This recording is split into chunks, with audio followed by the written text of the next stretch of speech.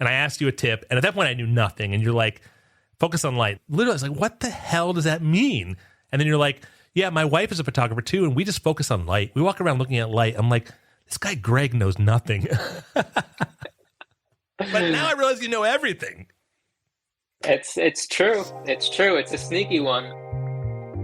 Welcome to the Big Photo Hunt podcast, a show where we talk with aspiring and professional photographers to help us all grow and improve our photography together.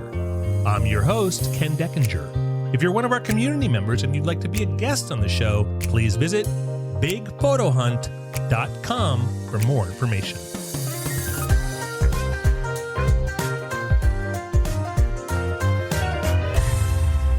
Hi, everyone. Welcome to the Big Photo Hunt podcast. Today on the show, I'm excited and honored to welcome Greg Kahn, a professional photographer, and frankly, someone who I have the utmost respect for. And Greg, just so you know, I have respect for you for a number of reasons. Of course, your skills, but the fact that you talk to me, I have a lot of respect for that. So, I'm like this bald, loud person. I always found you very intentional and thoughtful, and so thank you for dealing with me. And quiet, and very quiet. Yeah, but you're so good, man. You think about things. I just talk. So thank you. Today, we're going to talk about Greg's story and also touch on his tips for managing some of the things that, if you're like me, I struggle with grasping. And primarily, that's light and composition. And I think we'll also learn a lot from Greg's process about how he identifies great shots. So, Greg, welcome to the Big Photo Hunt podcast. Thank you. Appreciate it. Good to be here. Greg is an award-winning documentary fine art photographer. His work has been featured in numerous publications, including the New York Times Magazine, National Geographic, and British Vogue. And if I'm not mistaken, also cover photos for Time Magazine and Newsweek. Oh, yeah. And before we get moving, one last thing I just want to say to everyone, because I know Greg won't tell you about this. Last time we spoke, I pigeonholed you into saying that we're friends. And I basically twisted your arm and said, we're friends, right, Greg? And you said we're friends. And so I took the liberty to be super excited for Greg because he's officially my only friend who is also a Pulitzer Prize finalist. And more importantly, and one of the reasons I respect him so much is, as you'll hear today, I'm sure he's beyond humble about such a recognition. And so he won't tell you about this, but I will tell you that Greg is a Pulitzer Prize finalist. And I think that's a super, super big deal. And so every time we get together, I remind him. And anyway, we've got a lot to talk about, Greg. I'm proud of you. I mean, we're friends. First of all, how's it feel to be here? This kind of comes full circle to how we met the first time. Yeah. Last time we talked, it was extensive talk about Cuba and kind of the work that I was doing down there. Yeah, we were both mutually working in Cuba on different projects. Have you been down there at all since? No, it's been a minute. I had an exhibition for the book that came out, and which was really great because the artist talk, I actually was able to get a Zoom call going with some of the people that I photographed and have them talk about their experiences and how they view the book, and they could answer one-on-one questions, which was, another thing that wasn't happening so much. So I think it was great. The book is called Havana Youth. One of the reasons I found it so compelling was your images. One of the things you really focus on is the cultural identity, the personal side of people, and your images, more so than most other images I saw coming out of Cuba, really, you could feel a transparency. Like you could feel like you knew the person that you were photographing. Yeah, I think that's important though, right? If you're going to tell a story, it's got to be done right. You can't kind of half try. You have to really go all in, and that's kind of the way that I work, is going all in. How important is that in Cuba? When it comes to Cuba, I feel kind of protective of people working in Cuba because it's so visually interesting, but so visually stereotyped that I feel like oftentimes the Cuban people are misrepresented and not really addressed in the correct way. So when I'm down there, I really try to emphasize their story and the way that they want to tell their story versus bringing my own thoughts and opinions in and trying to make that fit into the box. And how do you go about that? You allow them to tell their story versus trying to tell them or trying to only cherry pick what you think is best. So, I came down there with an idea of looking at what happens when a country that was built on collectivism starts to allow a rise of individuality. And that's the premise that I go down there with. But then I just talk to people there. I become their friends. Like it has to be part of the process for me in order to tell an accurate story. And I think the real proof of that is the people that I photographed seeing the finished product and saying, yeah, this is exactly right. Writing essays for the book, helping me through that so that I'm getting the story right and I'm not inserting myself into the story. It's a long process because, as anyone will know, if you walk into someone's house and immediately start photographing, it's going to make people uncomfortable. The people that you're not uncomfortable with are people that you already know. So the aim for me was, first and foremost, is to get to know people. And it's a lot easier to keep the camera in the bag and just hang out until somebody really gets to know you and feels comfortable with you. And then when you take the camera out, it's a whole different ballgame because they trust you and they understand you're there for the right reasons and that you're not going to misrepresent. And I think that's a big deal. And I think a lot of times people, whether it's based on time or intention, I think, people sometimes get that wrong. And I think that becomes a problem because then you start to see stories that don't really tell authentically what the experience is. Do you take that same intentionality to photos that are not of people? For example, I go out and we'll take 300 photos, and if I'm lucky, one of them is worth showing my mom. I see your work. It appears to me you're just nailing it every time. Yeah, well, that's not the case. Obviously, I'm taking thousands of photos, and the percentage that I want to show is very small. I like to use my camera to explore. When we're talking about landscapes or other things, it's the same idea. I start trying things. I see what's working. I see what's not working, and I keep moving on from there. Sometimes I'll go through my take after I get back, and what I'll see, I know to go to the last photos in the take because that's when it started finally connecting. That's when I finally started seeing the kind of images that I was thinking of in my mind when I set up. So that's pretty typical. But it's fine because it's like starting with a sketch and then you're finally filling in layers and layers and layers, and then you finally get to an end product that you really love. When you say you start seeing it after multiple takes, what is it that you see? Just a composition that's different, or lighting that's different, or just the way the image is laid out? Yeah, sometimes I like to see, sometimes I actually like to review things, and sometimes I like to, I was recently in Arizona working on something, and I photographed inside of a lab for a day, and I came back to my hotel and I looked through the pictures that night. I pulled together the images that I thought worked, and I said, well, why is this not acting in the way that I wanted to connect? Why is this not, what am I not seeing in this? And I go and I think in my head, like, what is it that I'm trying to show?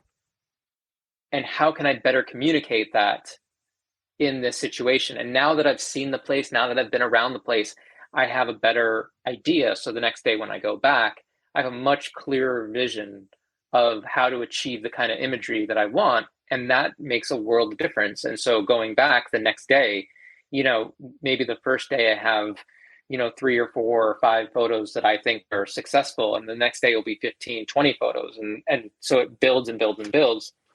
And then it gets to a point where you've been there long enough and you've kind of exhausted that idea.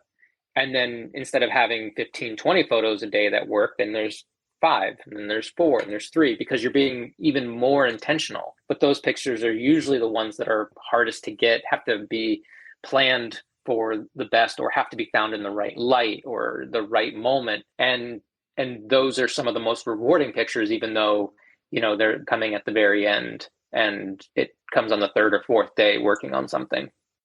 Let's take a step back and talk about you. So tell me about your story, like where you started, what got you interested in photography, and a little bit about your background. I grew up in Rhode Island, and from a very early age was looking at the issues of National Geographic. My parents would get those every month. I was absolutely fascinated by it. I love the idea of exploring our world and telling stories. And I ended up in high school going to a summit, being selected as one of 10 students around the country to go to the North American Nature Photography Association's week-long summit. So I got to get out of school, I got to go to San Diego, and I spent a week studying and listening to National Geographic photographers talk about their craft. That moment for me was it. I knew what I wanted to do with my life. I knew what I wanted to be. I knew what I wanted to I knew that photography was going to be the thing that I pursued. And so I went to George Washington University, where I got to study photography. I was looking for a school that had photography as a major, as well as a Division I soccer program, because I was very much into soccer as well. George Washington University provided that for me, and it was a great experience. After that, I had a degree and I had to move back home because I had no money and kind of figure out what the next step was. What happened was I was reading a photography trade magazine and saw an ad for a workshop. It's called the Mountain Workshop, and it was in Kentucky, and they have it every year for photojournalists. And it was something that I saw, and I realized it was exactly the kind of thing I needed to do in order to take my work to the next step. I went there, I worked for a week on one story, and after that was done, it became part of the portfolio that I used to get my first newspaper job in North Carolina. Spent a couple years there, worked really, really hard. I had the night shift, so it was basically 1 to 11 p.m. And I had almost no life. All I wanted to do was work. I was obsessed. And that job and the work that came from that job eventually landed me at a newspaper in Florida. And I spent 5 years there and learned a ton. And that was the paper I was a Pulitzer Prize finalist for, working on a foreclosure story when the big recession happened back in 2009 or so. And I was kind of like right in the middle of it. So I wanted to do something that was a little bit broader than a daily story. So I worked really hard on a major project that ran over the course of 5 days, and lots of pictures were used. And it was really, really successful in terms of capturing that idea of what was going on in Florida at that time. After that was done, I kind of started thinking about bigger ideas and bigger projects, but I was at a regional newspaper, so that wasn't going to happen. And I kind of saw that the newspaper direction was not what I wanted anymore. I wanted to diversify and be able to do more things. And that's when I decided freelance was the best option. So moving back to DC, starting freelance in 2012, and I've been doing that since. And it's been absolutely incredible. Each year, I feel like I've done new and interesting things that I've never done before, and kind of stretched myself creatively. And I love the space that I'm in. It's like the first time I've never been mad at my boss, because I am my boss. And if I don't like something, I'll just change it.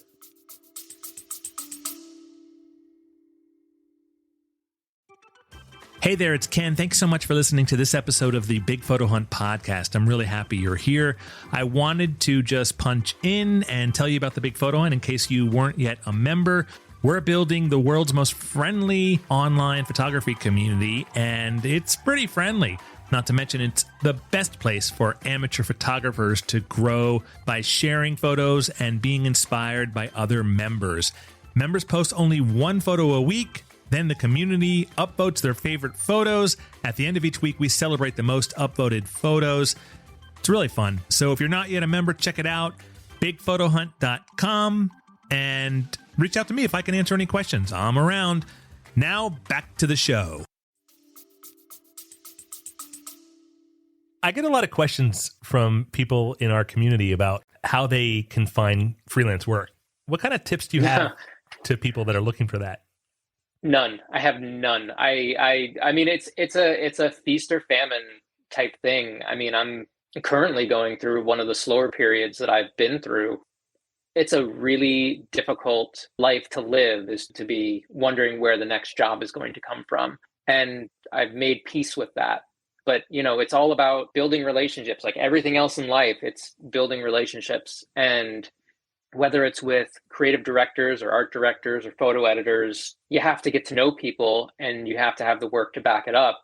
If you can build a real relationship, not networking, but a real relationship with somebody who is assigning work, and you have the portfolio and you know what you want to do, and you can express that in your photography, then you'll get work.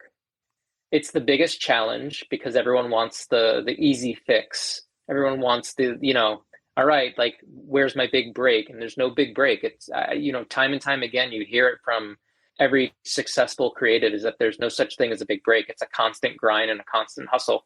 What kind of advice would you have for people dealing with that hustle? I mean, internally, because I know it's challenging. And as you kind of alluded to, you've made peace with that. Yeah. So someone that's starting to feel that hustle, what kind of advice would you have for them to managing that? I'd say probably make sure that you have enough money saved up. When I first started, I was at the newspaper and I started, saving everything for over a year before launching out on my own because I wanted to make sure I had enough runway to get established. And you just have to let the creativity drive you. You have to know how to pitch stories. You have to know how to take everything that comes your way that has a contract that is decent. You have to know how to say no to things that aren't beneficial to you. You have to know how to say no because you can spend your time working on things that aren't going to pay in the end. You're not going to get anywhere with that.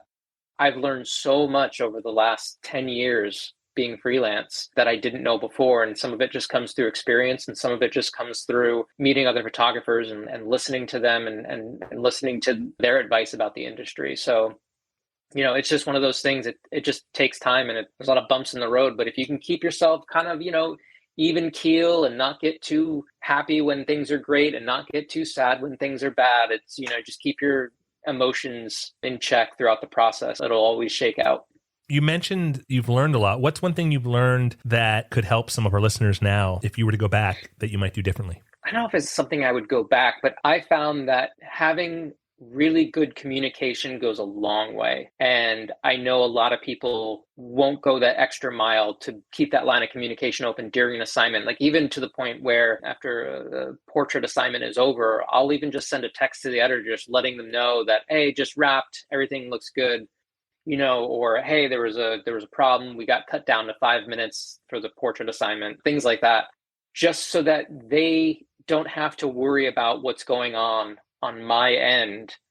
They're like, oh, I hope it went okay. I haven't heard from the photographer. There's so many photographers who will not do that. And I just find it so beneficial to just really be open and honest with the editor and just keep in constant touch so that they don't have to be like, oh, I wonder how it went. I want to answer that question before they ask it. I think that's excellent advice. I've been doing freelance video work here and there. One of the things that I think keeps getting me invited back to do more work is that I usually put myself in the shoes of the client or the person I'm working for and thinking, what would I want if I were them? What would I need? And communication is one of those. I would want to know where we are in the project, what's happening, and always know that everything is working the way it needs to happen. And that's because that's what I want as a business owner. Like I have some engineers working for me right now. One of them communicates with me every single day, and he's showing me code, and another one I don't hear from. And I don't like that. So I mean, you got to find that healthy balance, right? Like you don't want to annoy the editor, but I mean, like you said, like put yourself in their shoes. And I guarantee you an editor would love to work with somebody who was pleasant and communicative over somebody who was a genius, but they weren't sure when they would see the photos. I think it just goes such a long way just to reach out and say, hey, this is how it went. When would you like the low res images by? What would you like to see? What's your plan? Very simple things, but I think a lot of times, as photographers, and I know myself included, like I have to force myself out of the shyness that comes with it because it's very easy for me to fall into a way of just kind of being in my own little cocoon and just assuming that everything will be just fine. I just need to put my head down. I get it. And I think a lot of creatives get so enamored with the creative process, and that's what they love. But if you do want to, it's what draws you to it, 100%. And if you do want to be in business and you want to earn a living, you also have to balance that with the business side of things. Yeah. So one question I have, and this is, well, let me back up a second. So as I've started to really kind of try to hone in on different components of my photography, one thing that I've taken to heart that has been really helpful is this idea of focusing on the skills, not the gear and not what you're shooting with. Because once you can focus on those skills, you can always apply those skills to whatever gear you're working with to a degree. And absolutely. And I remember you and I had a conversation. We were doing some online chat about a year or two ago. And I even mentioned how the one thing you told me to focus on was light. And I told you all I wanted to do was just buy a new lens. And you're like, your exact quote was, "You can't buy yourself out of this one, Ken." And so I would love to talk about light. I have so many questions about light, and you were the first person that ever mentioned this to me. When we first met, we were doing our interview, and I asked you a tip, and at that point I knew nothing, and you're like, focus on light. Literally, I was like, what the hell does that mean? And then you're like, yeah, my wife is a photographer too, and we just focus on light. We walk around looking at light. I'm like, this guy Greg knows nothing. But now I realize you know everything. It's true. It's true. It's a sneaky one. I mean, obviously, the whole profession is based on the camera recording light. And so understanding how that works. I mean, I go through art history books looking at how master painters used light, and I study how that light can be created with the lights that I have or with the window. I mean, I break down, I look at photos, I see photos that I'm inspired by, and I'll try and break down the light that I can see in their eyes and wonder what they used and how it was used. And it's an obsession. I mean, I absolutely am fascinated by how light travels through a room. When you're in this, you walk into a room and it's gorgeous light, and it's gorgeous light in that room. And you're like, oh man, this light is just beautiful, right? And you get in that room. I then look and I say, okay, is it overcast? Like, which direction are the windows facing? Like, how is that light bouncing in? Is it bouncing off the floor? What color is the floor? Is it a warm wood floor? Is that filling in with warm tones? Is it bouncing off the windowsill and hitting the ceiling? What does it look like? Is it soft on the ceiling? Is it hard light on the ceiling? I'm doing all of this. I'm just analyzing the light all time, everywhere. And then I go, how can I recreate that in any situation, anytime, anywhere, so that I don't need a perfect day or a perfect situation? How can I recreate that light artificially so that it looks just like this? Because I'm not interested in, I'm not the kind of photographer who's interested in using light so that it feels lit. I'm the kind of photographer who wants to light things so that people don't realize that it's lit. That way, the documentary work that I do that's not lit, and the portraiture or the kind of sometimes commercial stuff that I do, will all work together under one kind of concept, one person. It looks like it's from the same photographer. So for me, it's all about creating light so that it doesn't look like I've created light. I'm going to Italy shortly, and I'm going to take my camera and go out and just do a ton of street photography. And I've got enough to think about. Now I got to worry about all this. No, but see, here's the thing. You can look at this and you can see the sun as your primary light source, and you're going to have to know where the sun needs to be. There's an app on the phone that can show you all throughout the day where that sun's going to be, so you can plan. And all you need else is a fill light, whether that's a flash on your camera or something, but just something that you can control the shadows. And so many photographers want to go up in the, way above and beyond, and forget that a simple fill light is going to really bring out the texture and detail and the shadows that you need.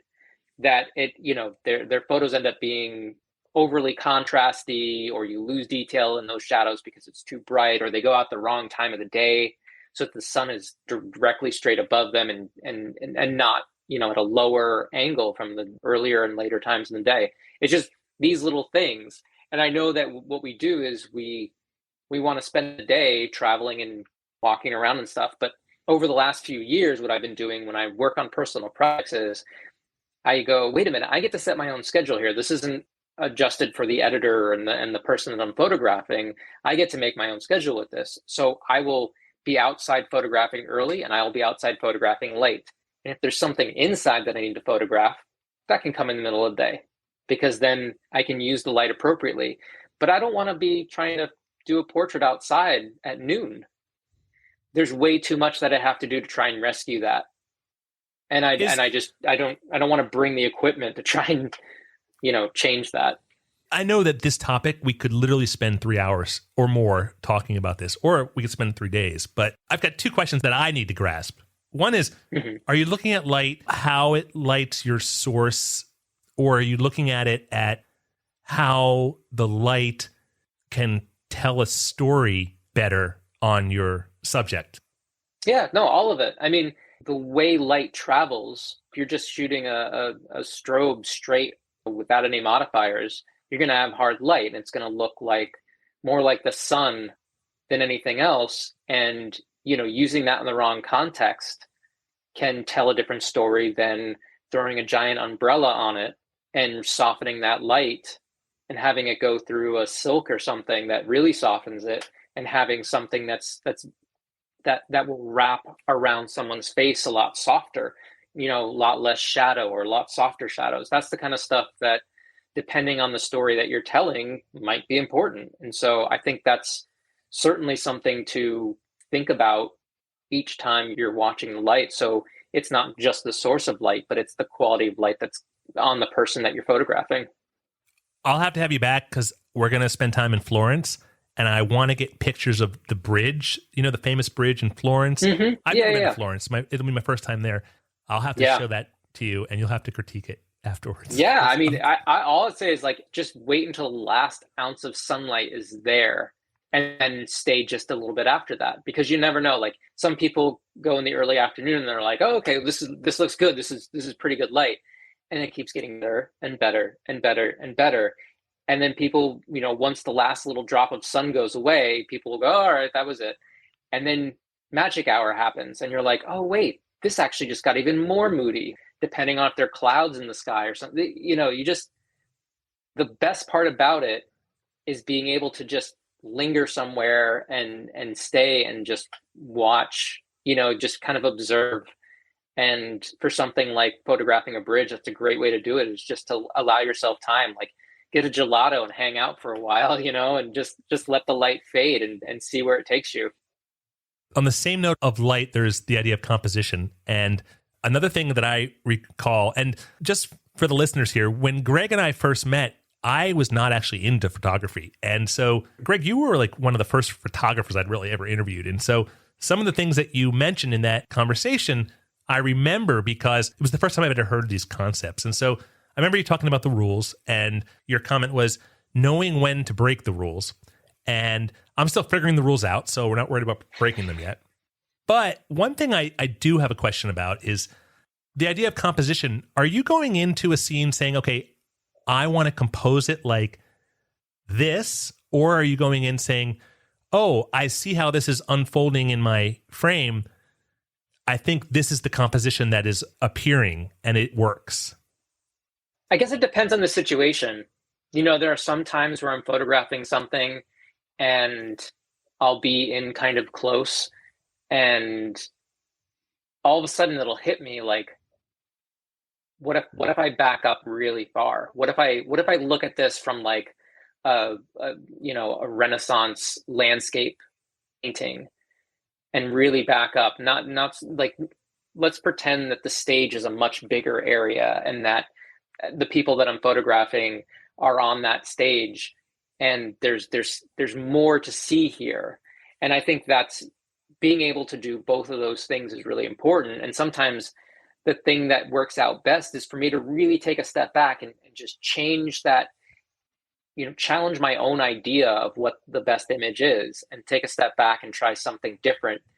And then look at that and say, what do I like? What do I not like with this? And kind of go from there. And I think that's where that's where the light bulb goes off. And I start to have more success when I start challenging my own notions, because I get into my own habits, and breaking those habits is really important when I'm photographing. I've noticed I get into habits too. And I always wonder if I see a photo I like and I'm like, wait, I just would never see it that way. Yeah. I'm always walking into a situation and taking a photo this way. And I'm like, God, I really want to do it that way. Yeah. There's a story about a college professor who would make their photo students only use a 50 millimeter lens for the entire semester, because everyone wants to use the wide angle, because everyone wants to get more into the shot. And they force their students to use 50, and everyone, once you use it for so long, you learn how to use it, and you learn what the abilities of that kind of lens are, and it can change the way you photograph things. And it's the same thing with horizontals and verticals. It's the same with a telephoto lens or a wide.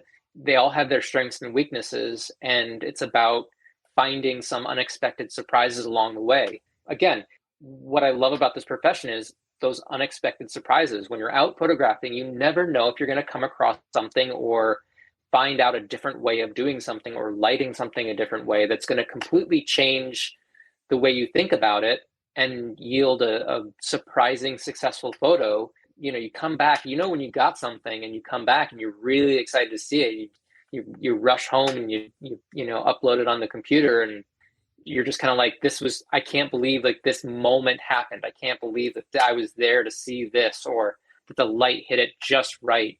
Those are the kinds of things like keep me coming back for more. And it will never happen again that exact way. Yeah. Cool. Unless I can make the light the way I want it to. Let me know if you figure that one out. Is there anything that, if you were to leave our listeners with one parting tip or resource or something to think about, is there anything that pops into your mind? I think it's all being curious. I think just follow curiosity. That's the most important thing. Leave the ego behind and just be curious. Ask more questions. Where can people find you online? I am on Instagram at Greg Kahn. Also on Twitter at Greg Kahn. Website is gregkahn.com. And that's GREGKAHN for everybody listening. You got it. And I know I joke a lot about how much I respect you and stuff, but all kidding aside, thank you so much. Really appreciate your time. Oh, it was wonderful talking with you. Obviously I really get into it when we start talking about any kinds of aspects of photography. So anytime. I'll be back as soon as I get that picture of the bridge in Florence to share it with you to see what you think. Please do. Okay. I'll critique it. Thank you so much for joining me for today's episode. Our next show will feature more valuable stories from our community members. If you'd like to audition to be a guest, please visit bigphotohunt.com for more information. Thanks again for listening today.